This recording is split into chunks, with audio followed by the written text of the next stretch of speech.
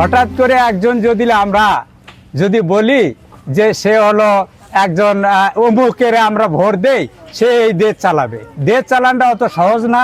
দেশ চালাইতে হলে তার অভিজ্ঞতা লাগবে এবং রাজনীতিবিদ হওয়া লাগবে। হঠাৎ করে একজনকে বিড়ালের গালায় ঘন্টা বাঁধতে দিলেই যে স্বর্গ পাওয়া যাবে তা কিন্তু না।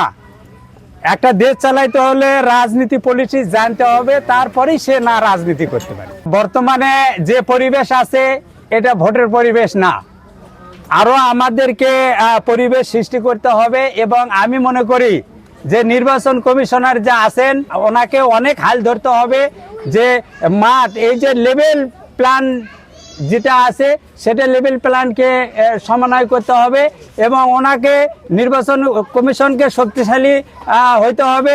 সন্ত্রাসী এবং অস্ত্রগুলো এখনো বাইরে আছে, বিভিন্ন জায়গায় অস্ত্র বাইরে আছে, এই অস্ত্র বাইরে রেখে নির্বাচন সুষ্ঠু হওয়া মনে হয় না যে সম্ভব হবে। সরকার থেকে যেরকম দিক নির্দেশনা আসতো এরকম ভাবেই প্রশাসন ছাড়া বাংলাদেশে একটা নিয়ন্ত্রণ ছিল প্রশাসনের। এখন কিন্তু প্রশাসন থেকে যেই অবস্থা, প্রশাসনিক অবস্থা, বিভিন্ন জায়গায় মব তৈরি করে বিভিন্ন ধরনের ক্রাইম সৃষ্টি হচ্ছে।